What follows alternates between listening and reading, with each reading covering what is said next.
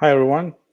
Thanks for joining us on another IBM Expert TV session. My name is Christy Jesuraj, and today I'm happy to talk to you about one of the new operator that we have released, the WebSphere Liberty Operator.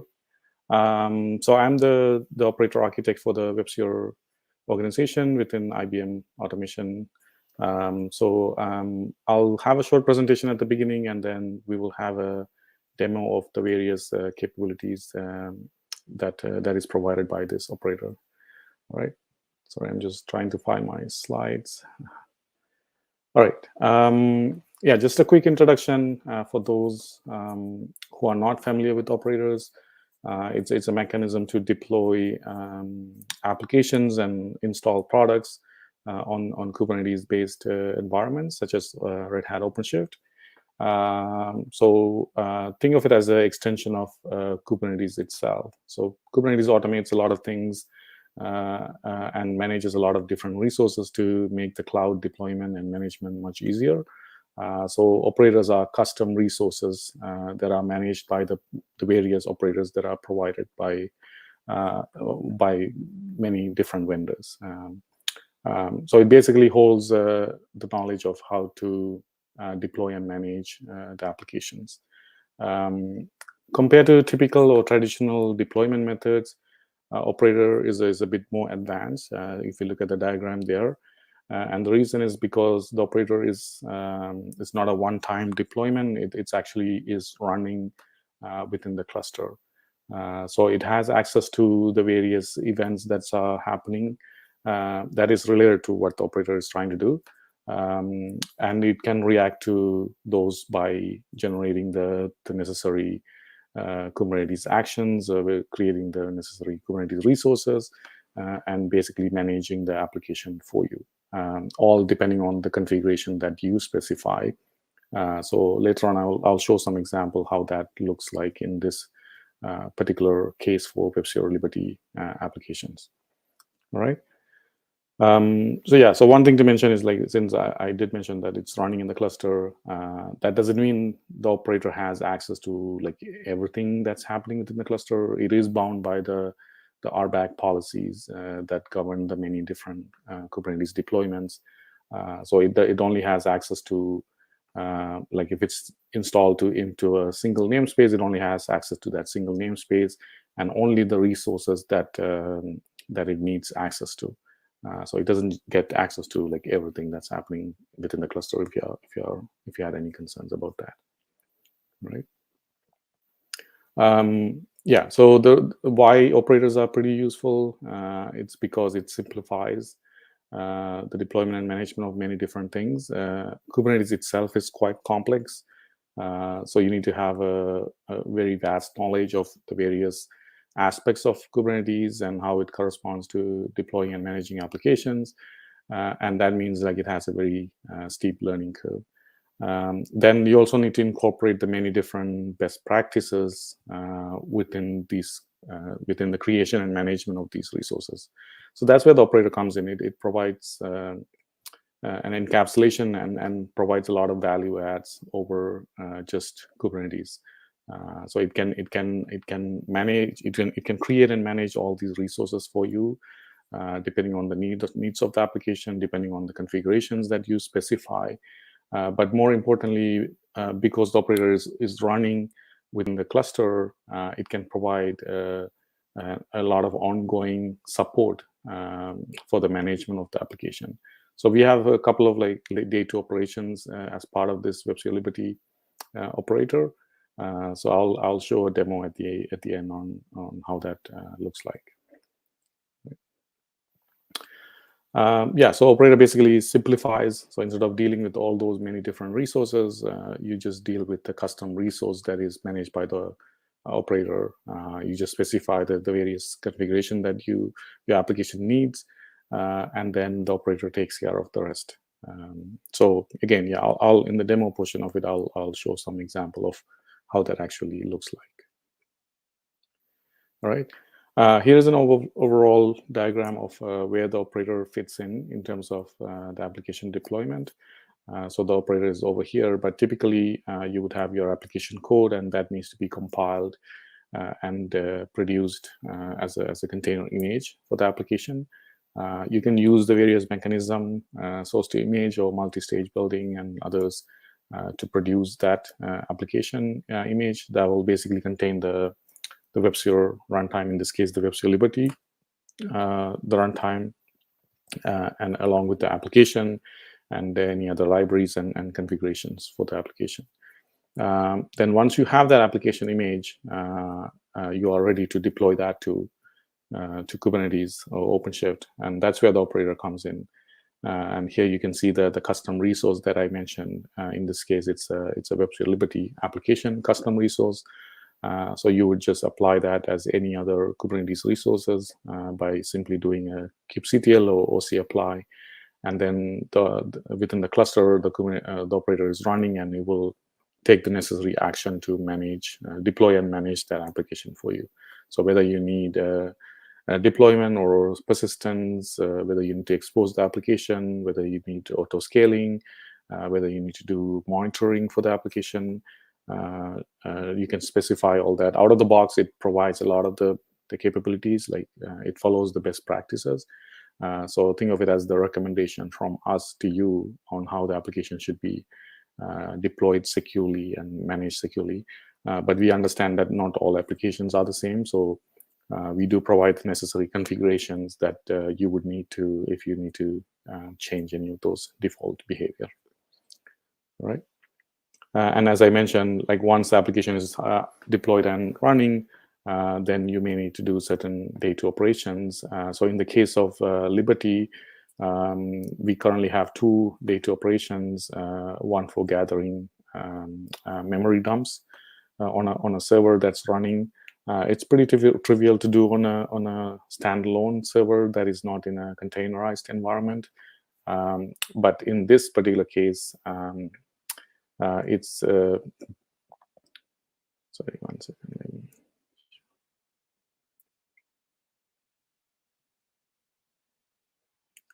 Okay, just wanted to check something. Sorry. Yeah, in this particular case, the application itself is running within a pod on Kubernetes, and that pod is managed by deployment and so on. So then, how do you generate memory dumps, and where do you store that, and how do you enable trace on a server, and where do you store that again? So the operator comes in and makes it a lot easier for you, right?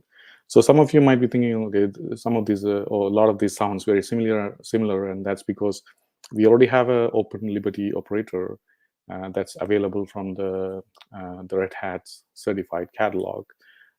That's where we started off for this particular IBM WebSphere Liberty operator, but we have added a lot of value adds on top of those existing capabilities.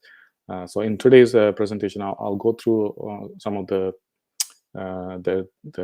ones that existed before, but mainly focus on the new capabilities that we have added as part of this new WebSphere Liberty operator. So this operator was released, I believe, like around 2 weeks ago, as part of the IBM operator catalog. So we go through a rigorous certification process to get the operator there. There are well over 180 questions that you need to answer, from security to high availability to data and management and so on, that we need to satisfy all those requirements to get the operator. So we have gone through that process. So that basically ensures that the operator follows the best practices that are set by IBM and the industry.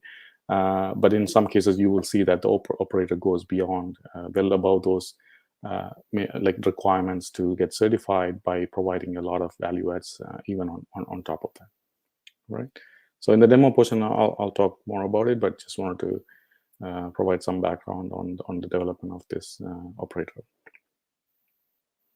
All right.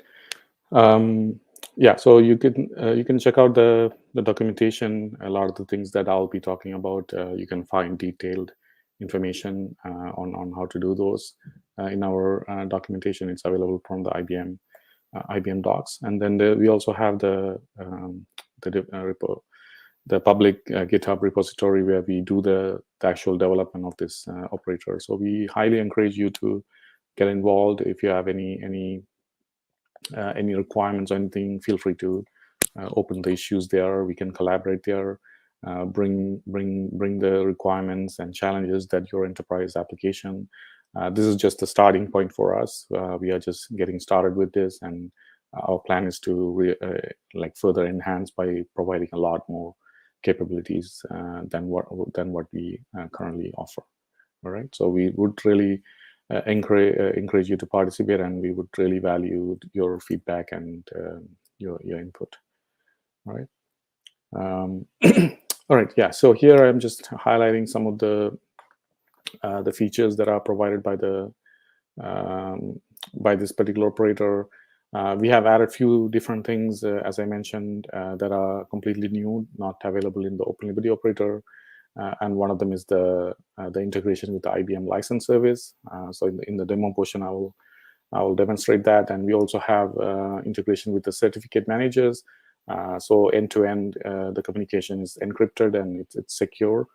We had some partial support before in the Open Liberty operator, but it wasn't really end-to-end.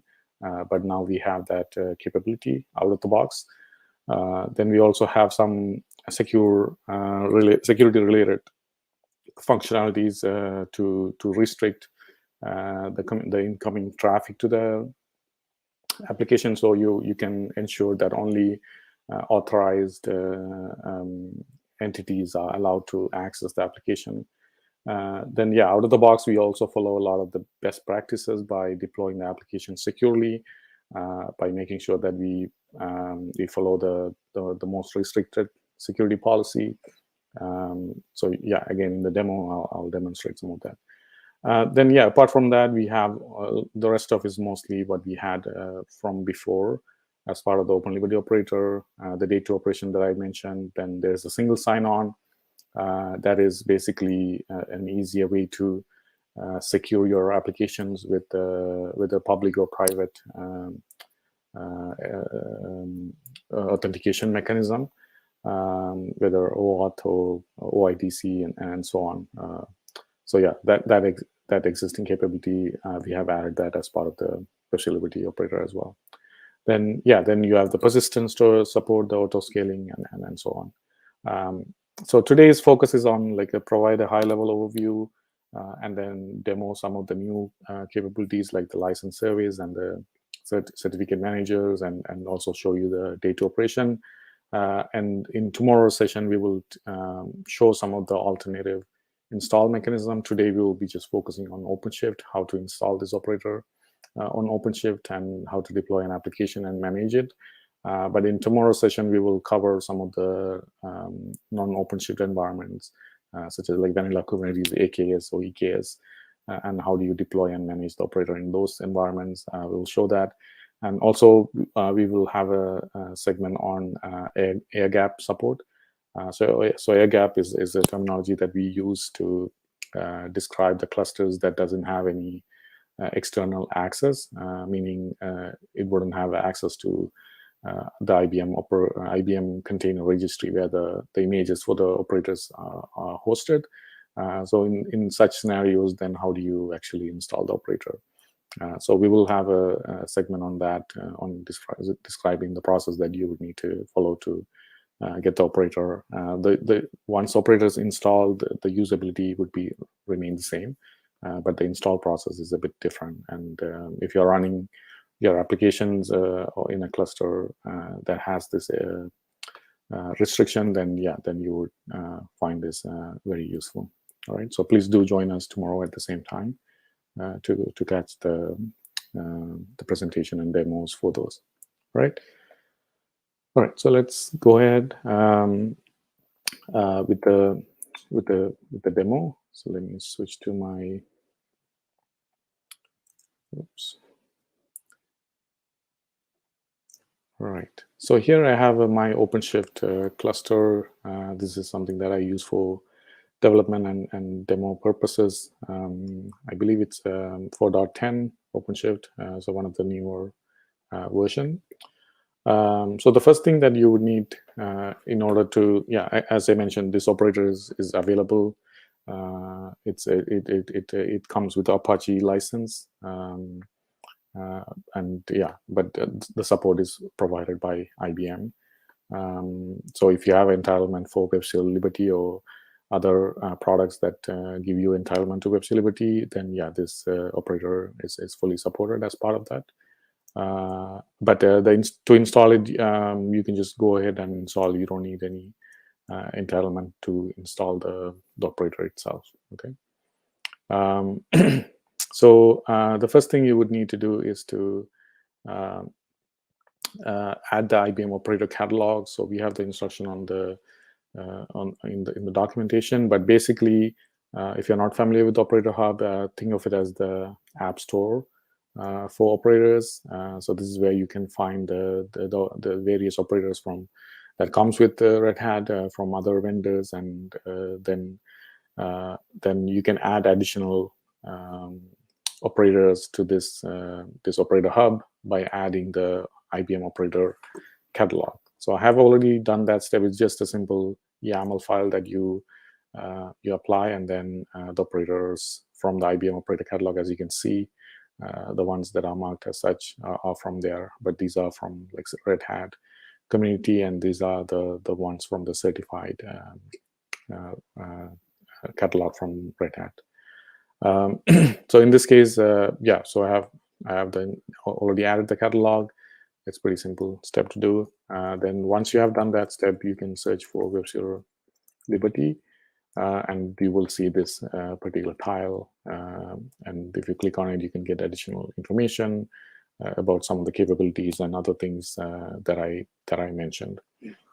So as you can see, that this operator was very recently released, and we have done a few other sessions, and it was well received. So we are really interested to get the word out and get as much as feedback in terms of whether it's meeting the requirements that you have, what else we can do to add support for. All right. So as you can see, I have already installed the operator, but it typically doesn't take much long. It only takes maybe up to a minute or two. So I have already done that step. So let me switch to the namespace where the operator is installed. So I have created this particular namespace called Liberty, and as you can see, the operator is installed.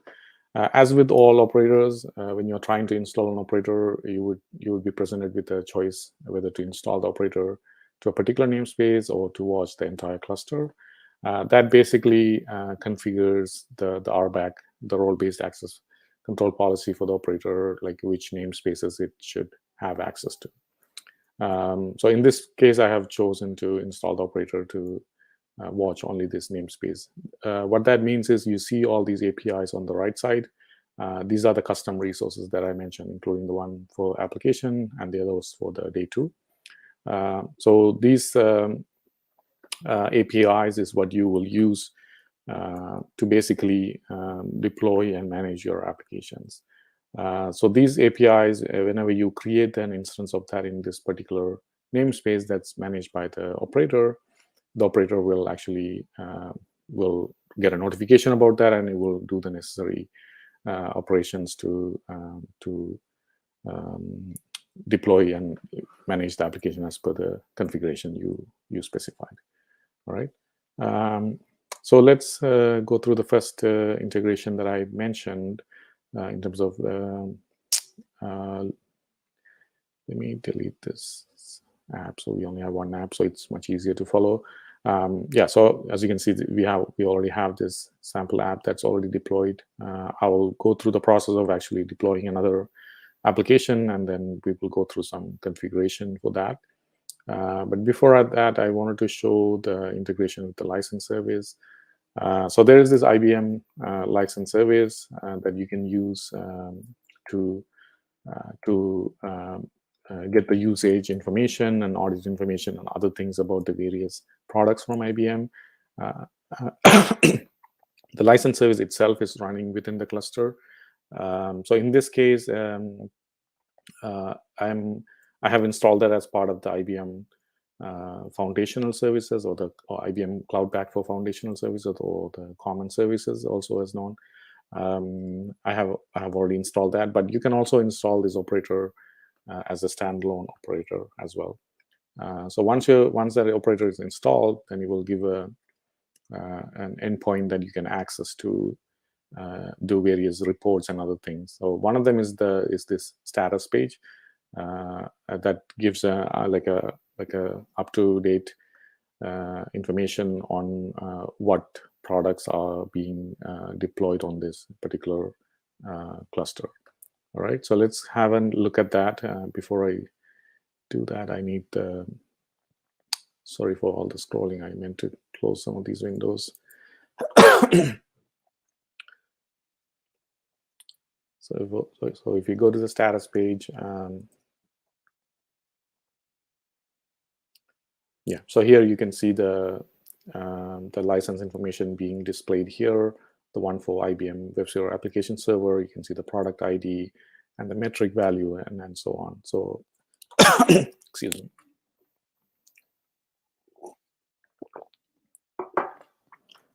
Then yeah, if you scroll further down, you can see information at a particular node level, or even at an individual pod level. As you can see, based on the name and the namespace, this is corresponding to that already deployed sample application that we currently have in this cluster. All right. So let's go ahead and deploy another instance of the application, and then you would see that like when you do that through the operator, all the license related information is all automatically fed into the license service, and it will display that information without you really having to do anything. So previously with the Open Liberty operator, if you have used that, you had to add the annotations like manually yourself, and then that information will reach the license service and you will get the same experience. But we've received feedback that it wasn't really simple to do, given that WebSphere products have many different licenses depending on the edition and where the entitlement comes from. Like it could be from WebSphere hybrid edition, or it could be from Cloud Pak for application. So we really wanted to make that simple as part of this WebSphere Liberty operator. So let me go ahead with the demo for that.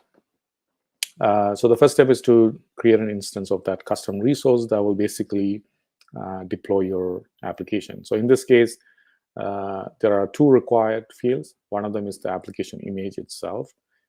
That is, of course, it's required. In this case, it's using the sample application that we have for one of the Liberty for getting started. So this particular application will be deployed. And the second is the license. So you need to accept the the license terms by reviewing this particular. For the purpose of sample, we have chosen just the standalone Liberty edition, and the base edition, as well as the standalone license. But for your own custom application, you need to ensure that that you select the appropriate license that your application is entitled to. So you have more information within this documentation page about various licenses that you would have entitlement to. So once you identify that license and make sure that you understand the terms and other things about that, then as long as you specify that information here, it's all good. So of course you need to accept the license. If you try to deploy without accepting it, you will get a schema validation error. I'm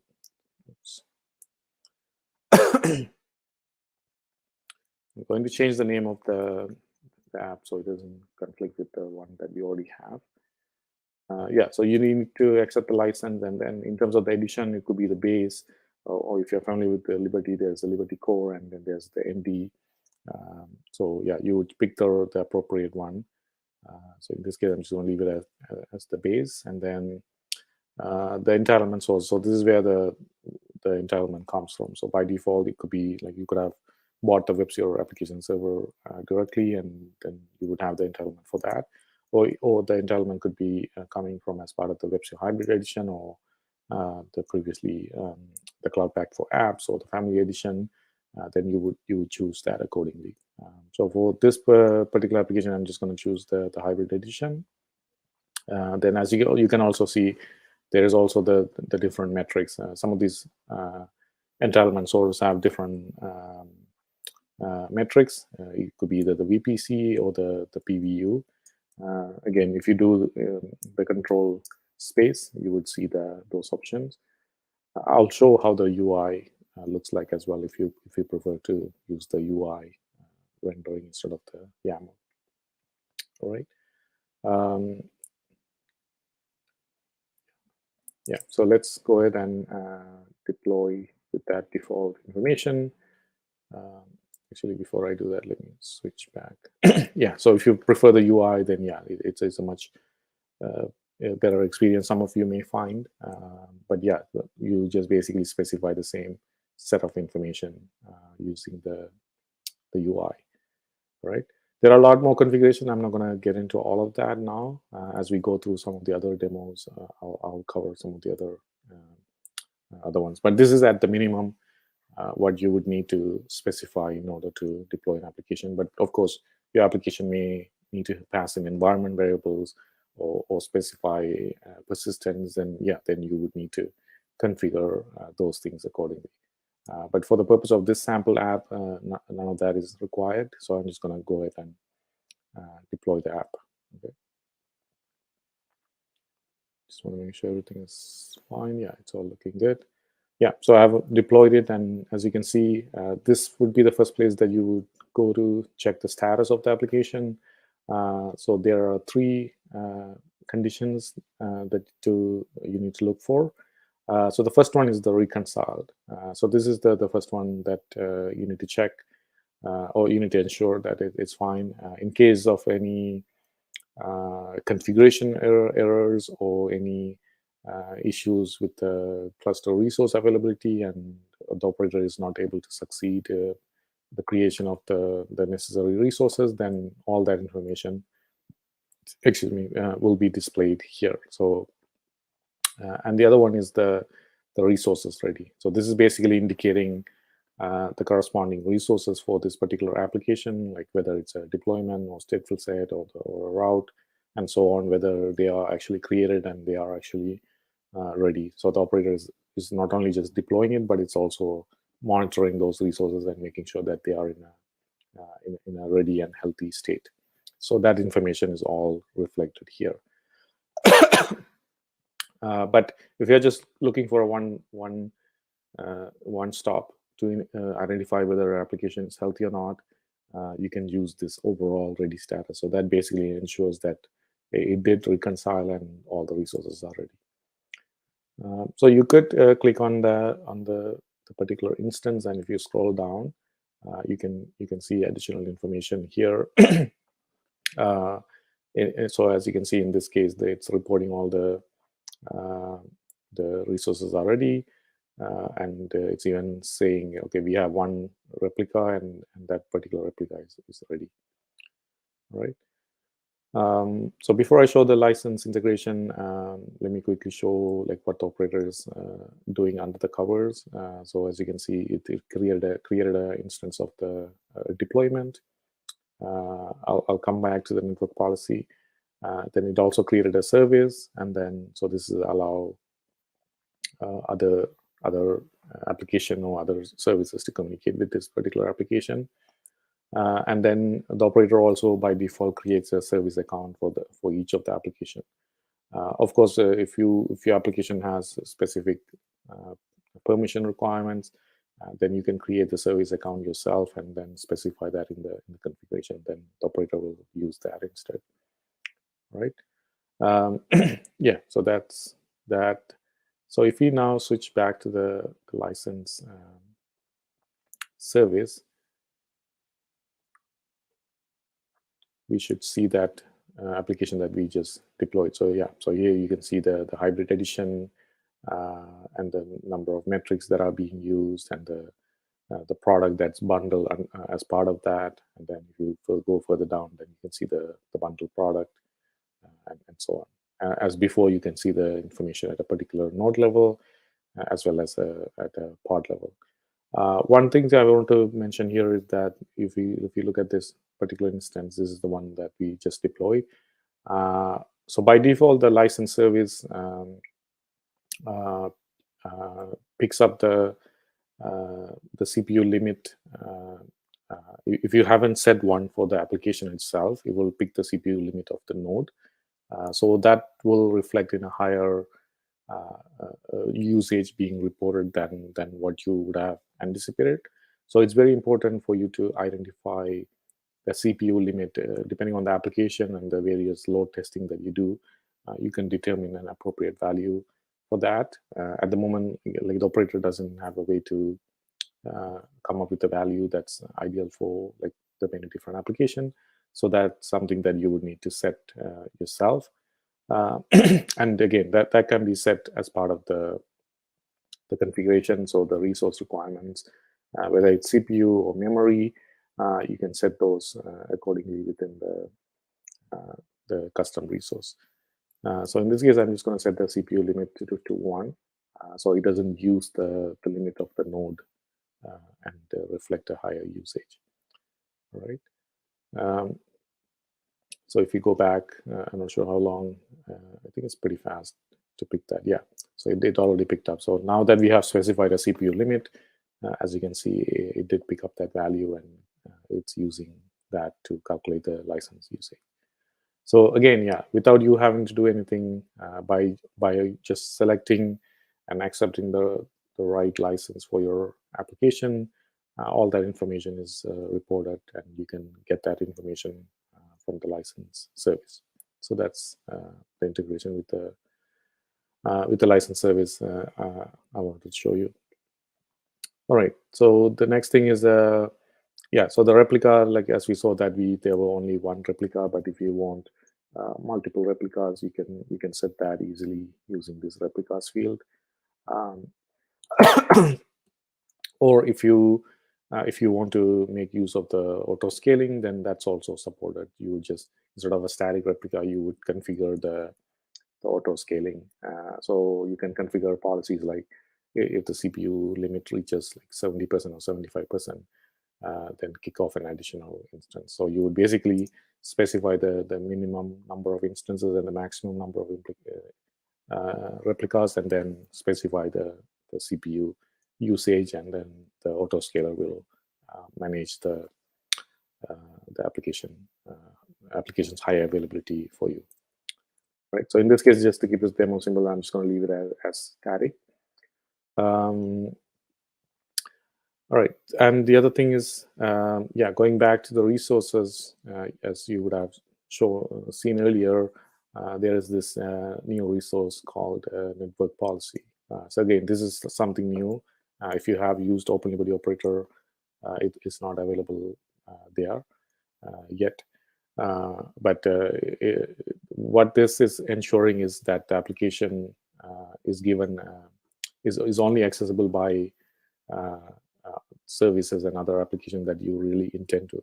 So by default, we take the secure out of the box approach by restricting all the communication, but except for ingress or route, or for, like, if you are using Prometheus for monitoring the application, then none of those will be restricted, but everything else will be restricted by default. So only at the particular port that is configured for the application, it will be accessible. Yeah, so the exposing the application, that's not something that I talked about. So let me show how you can use that. So all you need to do is set this expose flag to true, and that will basically create the route to expose your application outside the cluster. So if we now switch back to the resources, we would see an additional resource here, route, and then if you click on that, you will see the application. So this is the sample application that I mentioned that we are using as part of the default configuration for the custom resource. All right. So yeah, so going back to the network policy, of course, there may be cases where you do need other applications, whether you have a bunch of microservices that are working together and they need to communicate with each other.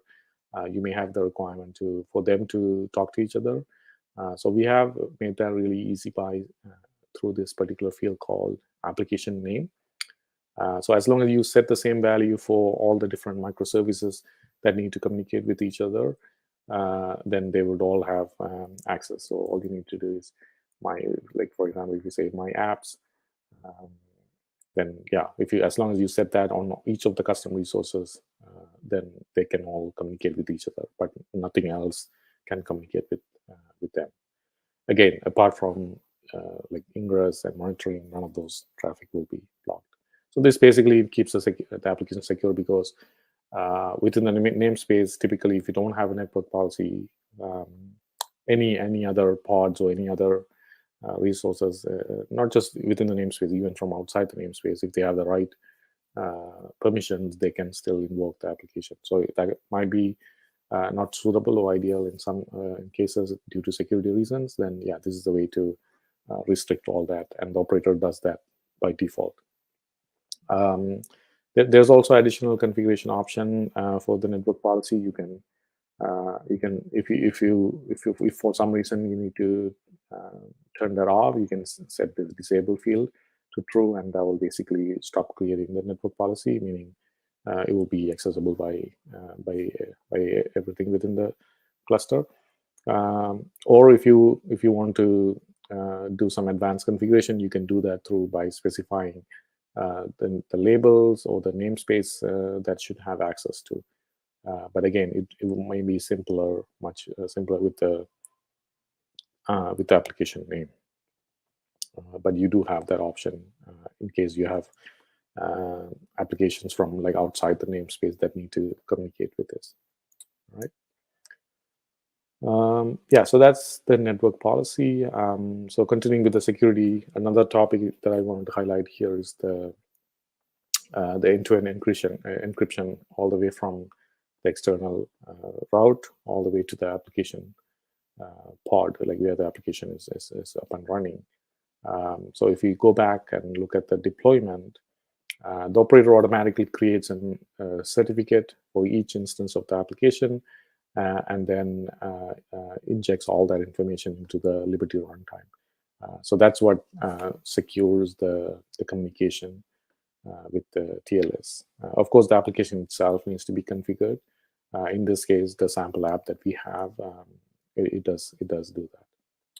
Right. So if you take a look at the pod, and you can see there's a secret that's mounted into the pod, and it has the necessary certificates for TLS and CA. All right.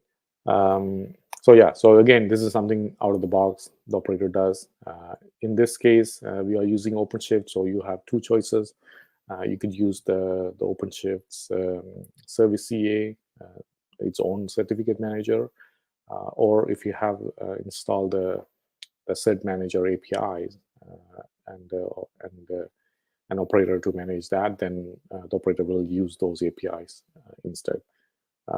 So you will use one of those certificate managers to generate the certificate and then manage the life cycle of that. Like it will automatically get renewed, or the renewed certificate will be injected into the application, and so on. So the operator does that automatically. Of course, you may have requirements in terms of bringing your own certificates. So that's also possible. This is some capability that we had from before in OpenBuddy operator as well. So for example, within the service, you can specify the certificate secret ref. So you would create a secret that only has these certificates, and then that can be, the operator will take that and then secure their application with that. All right. So as you can see, like for a lot of these, like we provide a secure out-of-the-box capability, but at the same time, we also provide the necessary configuration if you do need to change any of that. All right, so that's the security, and then another aspect that I mentioned earlier is the security context policies. So obviously you want the application to run securely. Again, if we take a look at the pod, you would see that the application by default it's running with the most restricted security policy on OpenShift. As you can see here, it doesn't have any special capabilities. So, for example, if I look at the, it's running as non-root. It's running it as a random user. It doesn't have any privilege capabilities and so on. So by default, it's deployed with the most secured mechanism. But again, we understand like in some cases you would need to, or you may need to tweak some of these capabilities. And again, all of that is possible from that same single custom resource. So there is a field called security context where you can override some of those settings. Since this is related to security, we don't provide an option to like disable it altogether. So it will have to be changed at an individual field level. So this basically ensures that like whoever overriding it do understand like what that means, and then and that's what they really want. Okay, so yeah, so if you're overriding that, make sure that that is absolutely necessary for this particular application. Yeah, so that basically covered some of the security related aspects of this like functionalities that we have added. Again, please do provide your feedback in your in our public GitHub repo. The recording will be available. So before I end the demo, I did want to show the data operation for those who haven't seen that before. So again, if I go back to the installed operators view, this is the API or the custom resource that we worked with so far. But these are the other two custom resources. So for example, the one for memory dump. But the question is like, where do you actually store this dump, like when it's generated? You don't want to store that within the pod, because then it will run out of storage and it will basically crash. So we have this special capability within the application that you can you need to enable beforehand, and we call that serviceability. And again, there's simple configuration and there's also advanced configuration. The simplest one is you just specify the size of the storage that's needed, and if you don't if you want to use a storage class that's not default, then you can also specify that. Or alternatively, you can specify the entire persistence volume claim and then provide the reference to that to the operator, and then the operator will use that to create the storage for you. Alternatively, you can just create one of these persistence storage and then share that across the many different applications, and that's actually the ideal approach I would recommend in terms of namespaces. And as you will see when I show the demo, that it just keeps everything in a centralized location, makes it easy to access the information. So in this case, I just want to show the automatic creation of the storage. So I'm going to pick the size. So you just specify the size of the storage.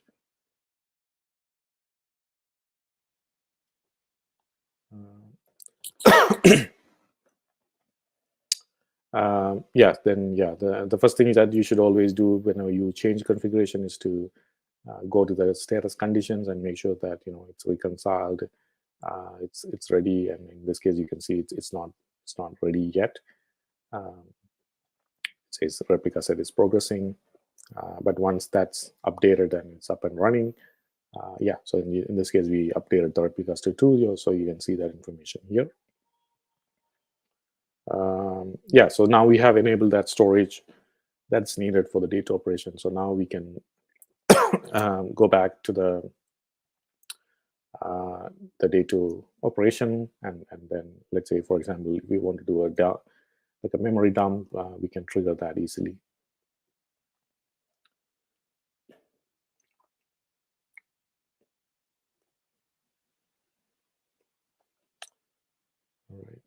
So I'm just going to change the name here.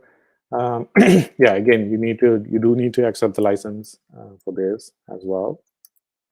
But you don't need to specify the edition on, because you are not really deploying any application or anything like that. Then yeah, you do need to specify the pod name. We do have plans in place to generate the dump on all the instances. But at this point, the configuration that we support is you specify the pod for which the memory dump needs to be generated.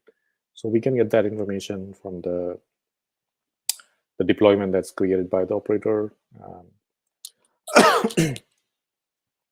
So if I go to the instance, go to the resources and the deployment, and then pods, so you can see the information. If you are running with a stateful set instead of a deployment, then you wouldn't have this random pod name. It could be something fixed. So that would be much easier to identify than the randomly created pods. So you just need to specify that information here. And then in this case, I'm just leaving the default option. I want to create a thread and heap dumps. And let's go ahead and create that. So if you switch to the instance that we just created, as you can see, it started, and it should complete fairly soon. Yeah, so as you can see, it says completed. And the other operation is the trace. So again, same thing, like you would do the same thing. So in this case, I'm going to specify the same pod, accept the license. And here you can see the typical Liberty related trace configuration, like the trace specification, as well as the maximum files and the size of each file.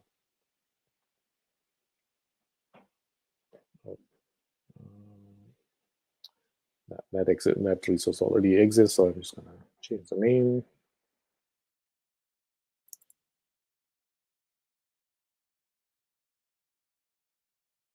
Okay. So trace is a bit different because it's not like memory dump, like a one-time operation. It's an ongoing operation. So you can enable and disable the trace. So in this case, as you can see, it's enabled. So yeah, so that means like the memory and the trace, they have been generated.